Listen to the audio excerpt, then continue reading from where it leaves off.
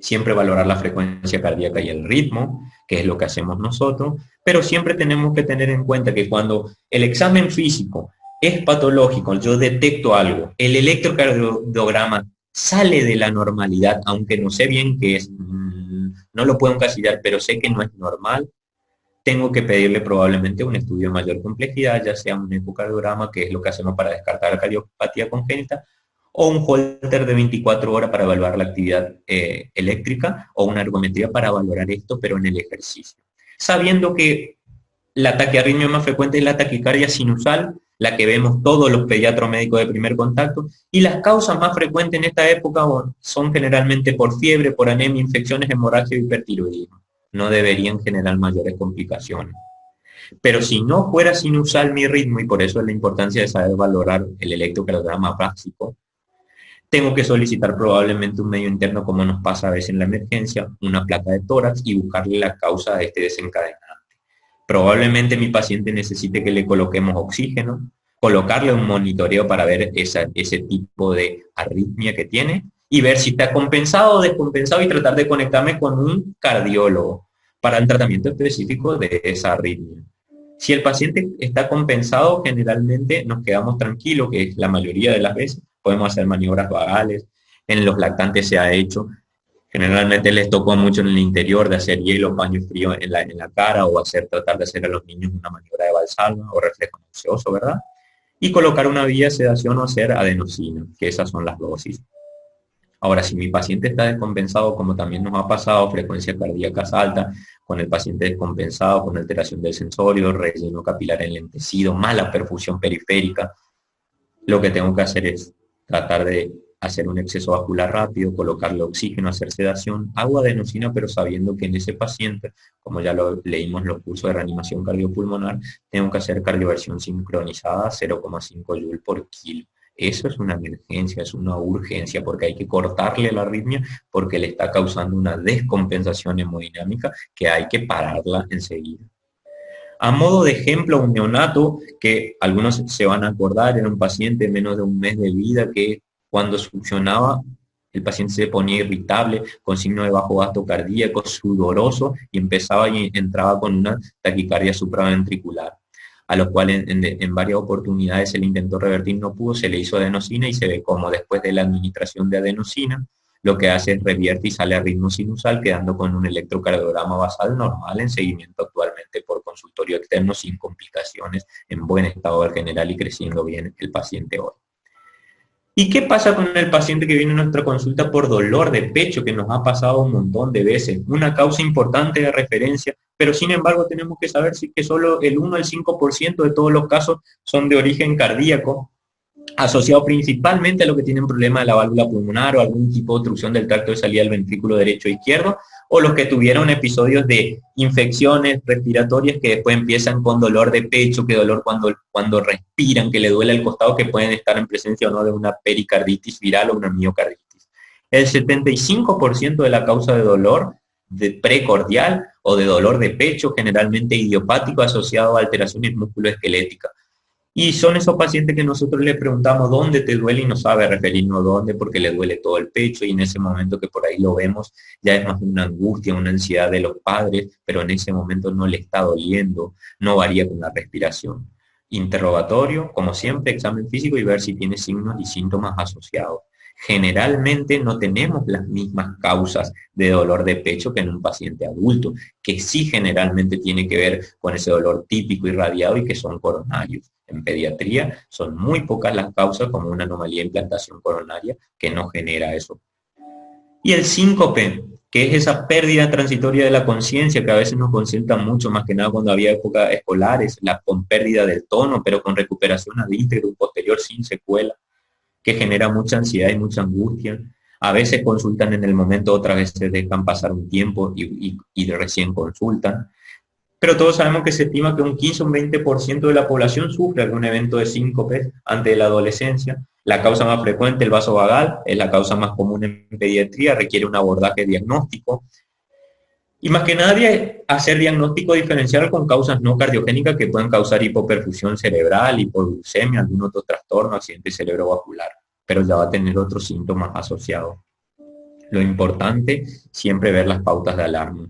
¿Cuándo le sucedió? ¿En qué momento le sucedió? ¿Se recuperó solo? ¿Qué estaba haciendo? ¿Desayunó o no desayunó? ¿Pudo haber sido una hipoglucemia o no? ¿O se presentan con el ejercicio? Porque ahí tengo que abrir los ojos. Si tiene síntomas asociados y si los síntomas se presentan cuando el paciente genera algún tipo de esfuerzo o actividad, sea síncope, palpitación, disnea, dolor precordial, y son pautas de alarma para una valoración cardiovascular. Si tiene antecedentes familiares de algún tipo de miocardiopatía o arritmias, son pautas de alarma para una valoración exhaustiva cardiovascular. Y con antecedentes personales, más todavía de miocardiopatía o cardiopatía congénita y arritmia. Esos pacientes hay que tener más cuidado, probablemente requieran dejarlo en internación, observar y una derivación oportuna.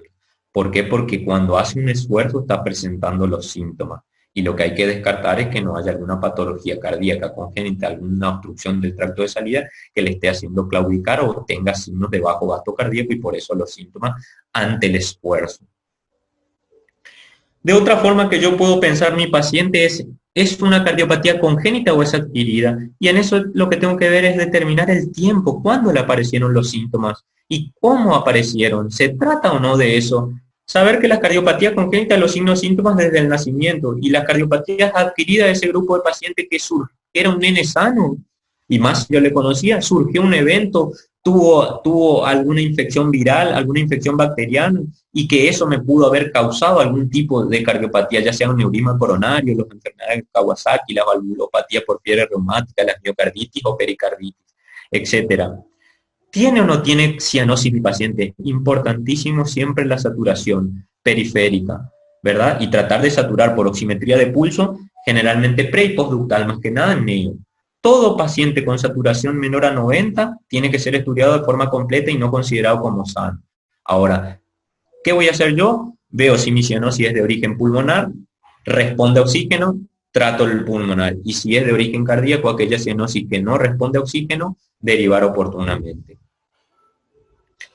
Importante es a la hora de pedir una radiografía de tórax y valorar la silueta cardíaca y la vasculatura pulmonar. Eso me va a permitir a mí valorar el situs anatómicos. Tiene un situs normal, que generalmente el ápex está hacia la izquierda, o tiene dextrocardia, ¿verdad? Mi paciente. Y calcular el índice cardiotorácico. Analizamos la vasculatura pulmonar, porque nosotros en cardiología infantil y nuestras cardiopatías congénitas pueden presentarse con una vasculatura pulmonar normal, con una vasculatura pulmonar aumentada, que son aquellas que tienen hiperflujo pulmonar, generalmente nuestras cardiopatías con cortocircuito, que mucho volumen de sangre del lado izquierdo viene hacia el derecho y eso genera hiperflujo pulmonar y eso me da una imagen en la radiografía. O lo contrario, vasculatura pulmonar disminuida, los pulmones claros, negros, y generalmente tienen que ver con un cortocircuito al revés de derecha a izquierda, menos flujo al sistema pulmonar y más hacia el sistémico. Muchas veces no sucede eso. O el último grupo de pacientes el que tiene una congestión venosa pulmonar y que generalmente son patologías de obstrucción del ventrículo izquierdo, que lo que me hace es congestión de la vena pulmonar y congestión hacia atrás retrógrada. Para eso tengo que valorar una placa de tórax de frente y una placa de tórax de perfil y también poder ver el índice cardiotorácico, que generalmente tengo que calcular por una relación de los diámetros internos del corazón del lado derecho e izquierdo y dividido el diámetro interno del tórax total. Un valor normal es hasta 0,6 y en escolar y adolescente hasta 0,5. Mayor a 0,6 ya estoy hablando en presencia de algún tipo o grado de cardiomegalia. Saber que las posiciones del corazón, la normal es la levocardia. Puedo tener un paciente que tenga dextrocardia, no implica que sea patológico, pero saber esa variante de la normalidad, porque cuando le voy a realizar el examen físico, cuando le voy a realizar el electrocardiograma, tengo que colocar los electrodos de las precordiales del lado derecho, y saber que hay otras patologías en las que, por ejemplo, tengo mesocardia, el corazón está más hacia el centro, o algo que se llama ectopía córdica que no es compatible con la vida. A modo de ejemplo, la primera placa es un paciente con levocardia, donde tiene con flujo pulmonar normal. Ese es un paciente de 16 años de edad que tiene una estenosis aórtica leve. En el segundo caso, lo que tenemos es una gran cardiomegalia con hiperflujo pulmonar.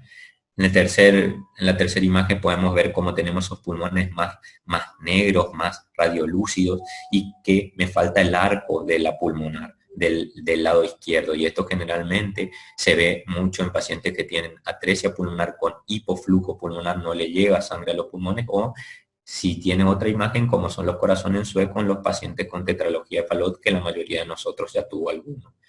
Y en la placa número 4 lo que vemos es ese pulmón claro, despulido, en vidrio esmerilado, con gestión retrógrada de ambos pulmones, generalmente en las patologías que tienen obstrucción izquierda o los síndromes de corazón izquierdo hipoplásico. A modo de ejemplo, nomás le quería mostrar esta placa, como si uno no detecta a tiempo y deja la libre evolución una cardiopatía congénita, como es el canal auriculoventricular, que es una de las cardiopatías más frecuentes en los pacientes con síndrome de Down. Fíjense el daño que causa un paciente a los 6 meses con una cardiomegalia, con hiperflujo pulmonar, probablemente el tiempo donde había que abordarlo quirúrgicamente, y se dejó a su libre evolución. Y el paciente a los 6 años ya, la cardiomegalia severa con pulmones negros. ¿Por qué? Porque del hiperflujo pulmonar tanto dañó la vasculatura pulmonar que llevó a la hipertensión pulmonar, y esto se denomina síndrome de Eisenmenger. Hipertensión pulmonar es irreversible y probablemente cause problemas hasta llevar a la internación y después la muerte. Y también es importante la placa, y acá radica la cosa, porque hay imágenes típicas que me hacen sospechar de algún problema cardíaco, como son el muñeco de nieve, que cuando tengo una patología que se denomina anomalía total del retorno venoso pulmonar, o esa imagen que vemos en esta placa que simula un muñeco de nieve, o la imagen con pulmones negros y la imagen en sueco típica de un paciente que tiene tetralogía de Fallot. Si yo estoy frente a un paciente con alta sospecha de signo y síntoma de cardiopatía congénita, que esos datos clínicos yo los puedo encasillar, mi paciente creo que tiene algo, que pueda estar cursando con una cardiopatía, estudios básicos que me surgieran una cardiopatía, es muy probable que sea ya un diagnóstico de sospecha, aunque no sepa el nombre de la cardiopatía congénita. Ese es el momento en el que yo lo que tengo que hacer es poder referirle a un cardiólogo pediátrico. Sabemos que en el interior a veces no hay pediátricos, pero podemos referirle a un cardiólogo de adulto que por lo menos me dé una primera aproximación, y más hasta tener tiempo de que esos padres consigan un turno o de que yo le consiga un turno. El ecocardiograma va a ser el estudio que nos va a dar el diagnóstico definitivo, que no siempre lo tenemos todos. Acá, gracias a Dios, lo contamos con ecocardiograma. La angiotomografía multiplanar del corazón y grandes vasos nos va a servir para diferentes cardiopatías, lo mismo que la angioresonancia. Y también tenemos un estudio que hacemos mucho, que se llama cateterismo cardíaco, que es una técnica invasiva, pero que no solo muchas veces nos ofrece solo diagnóstico, sino que también nos ofrece tratamiento terapéutico. La conclusión que podemos sacar, y lo importante, es que mientras el diagnóstico prenatal todavía no sea una realidad global en nuestro medio, el ecocardiograma no se encuentre disponible en todos los centros de atención médica y donde trabajamos la mayoría, el diagnóstico temprano de la cardiopatía congénita va a depender de nosotros, los pediatras o médicos de primer contacto, de nuestra sospecha. Una buena historia clínica junto con una exploración completa nos va a ayudar a sospechar de que tenga una cardiopatía, realizar los estudios básicos, tratar de conseguir una placa y valorar la placa, valorar su silueta, el índice cardíaco, el electrocardiograma básico, y así poder derivar a centro especializado. ¿Qué me va a permitir esto a mí? Mejorarle el pronóstico a mi paciente, disminuirle la morbimortalidad y las complicaciones asociadas. Creo que esa es la mayor idea y la importancia de tratar este por ahí problema de salud para disminuir la morbimortalidad a nuestros pacientes. Bueno, creo que les pasa a todos hoy. Ese era mi equipo, o como antes trabajábamos todos juntos, y hoy como nos seguimos juntando por Zoom, como estamos haciendo ahora, para tratar de seguir creciendo juntos desde nuestra casa. Les agradezco que me hayan invitado. Espero sinceramente que les haya servido de ayuda. Siempre estamos en contacto con nuestros colegas. Nosotros les dejamos nuestro mail, nuestras páginas, para que se conecten con nosotros y poder ayudarles en lo que necesiten. Gracias a todos. Si hay preguntas, acá estamos para tratar de contestarles. Hola, gracias Luquitas. Sí, hay preguntas.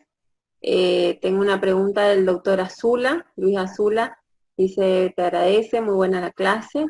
¿Y qué opinión te merece la realización de un electrocardiograma y ecodoppler cardíaco a los niños al ingreso escolar, ya que vemos algunas instituciones escolares que solicitan como requisito de ingreso?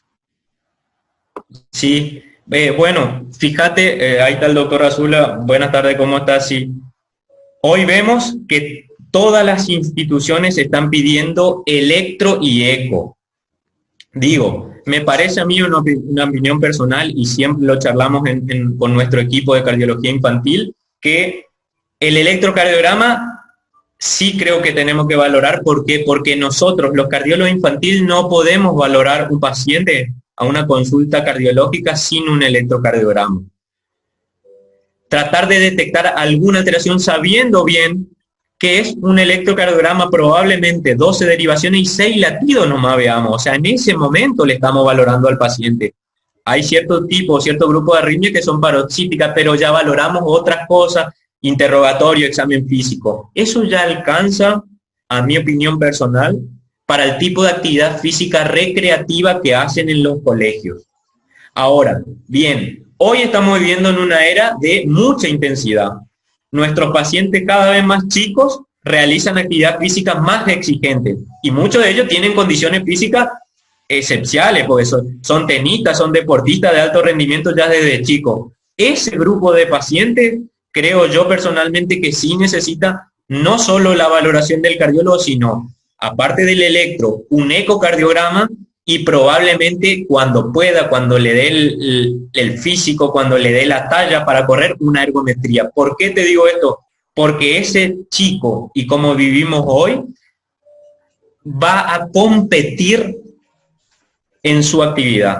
Ya no lo hacen de manera recreativa, se exigen, entrenan más de 3 veces por semana, más de 2 horas por día. Muchos de ellos entrenan 5 días a la semana, 3 a 4 horas por día, y aparte de la actividad física que hacen gimnasio complemento. En ello creo que la evaluación tiene que ser mayor, tratando de detectar esto, porque aparte muchos de ellos se van a federar para clubes y hay que tratar entonces de buscar disminuir el riesgo, que es lo que nos aflige todo, que es tratar de detectar alguna patología o algo que me aumente el riesgo de muerte súbita.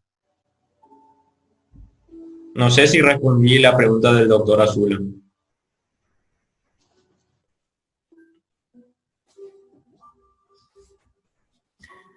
No veo el chat, si es que hay preguntas no,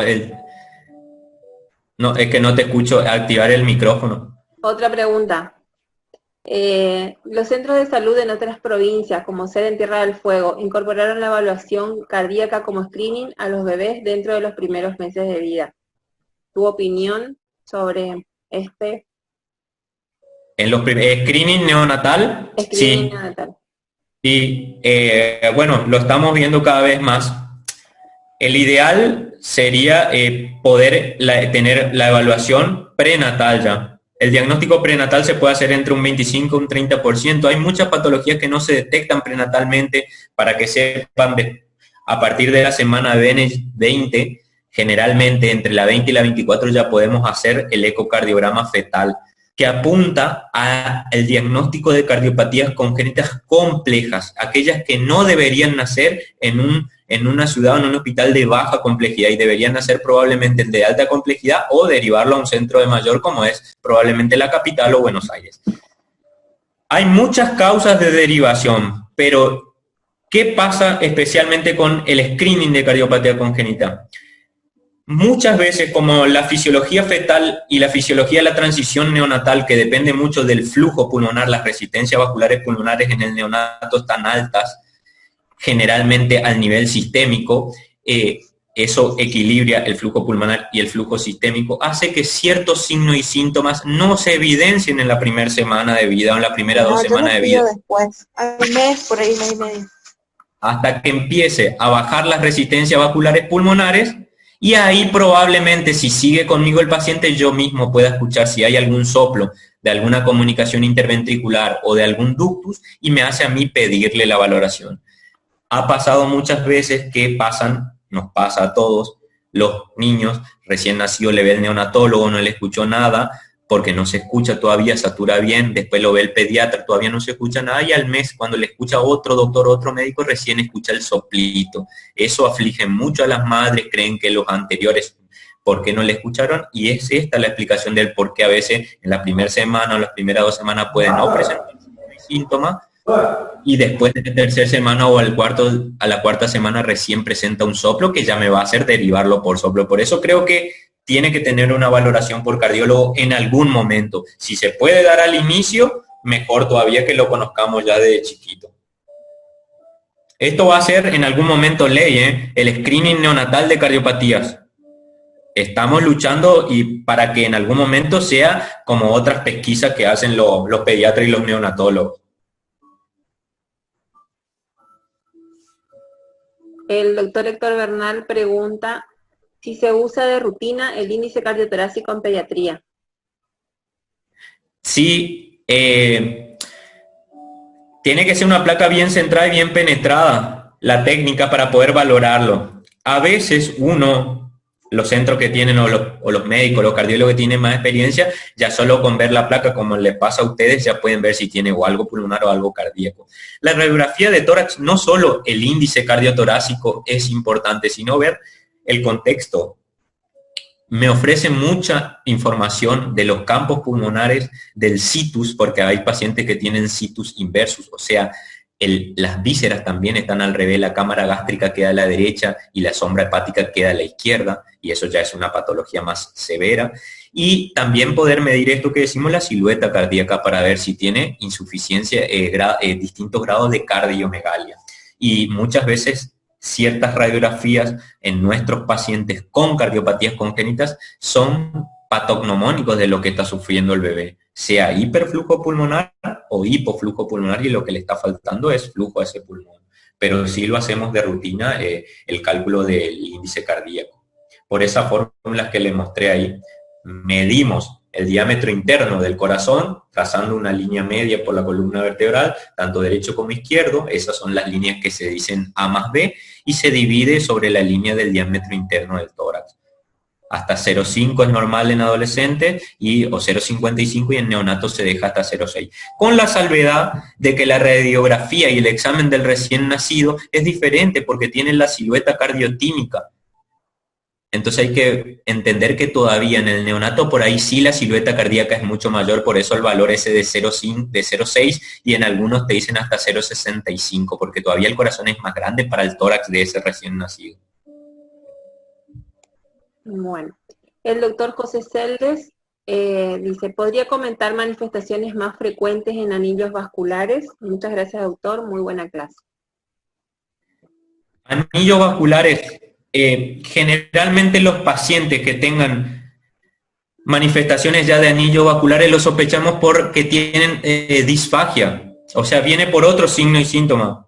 Disfagia, repetición o reflujo o alteraciones, tos o alteraciones respiratorias o alguna imagen atípica que nos haga sospechar. Pero generalmente los signos y síntomas vienen por el lado digestivo. Hay mucha clasificación de anillos vasculares, pero los que causan compresión dan síntomas digestivos, más que esto de dolor y palpitación. Pero hay que sospecharlo antes de eso, aquel paciente que siempre tiene disfagia, generalmente, que no le encuentro la causa, que no es reflujo, y hay que ir para el lado de pedirle algún estudio. Generalmente ahí ya hablamos de angiotomografía para ver si logro o no ver el anillo vascular, que generalmente se ve, y si requiere o no alguna conducta o tratamiento quirúrgico que para la descompresión, digamos.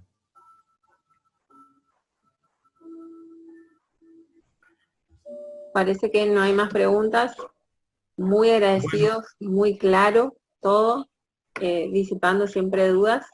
Así que te agradezco mucho, Lucas. Muchas gracias a ustedes y espero que nos acerque más a todos. Estamos para ayudar en lo que sea, porque aparte de sus consultas, aprendemos también nosotros. Siempre tratamos de crecer y de esta forma, porque siempre el que termina ganando cuando hacemos las cosas de la mejor manera es el paciente. Cuando ganamos tiempo, gana el paciente. Si lo agarramos a tiempo y de manera oportuna y lo más tempranamente, seguramente el resultado va a ser mejor para ese bebé y para todo el sistema de salud. Bueno, muchas gracias. Un aviso, recordarles la clase siguiente, que es el miércoles que viene. La doctora Soledad Arévalo habla sobre manifestaciones neurológicas en COVID. También miércoles 17 del 6, 14:30, los esperamos a todos. Muchas gracias. Hasta luego.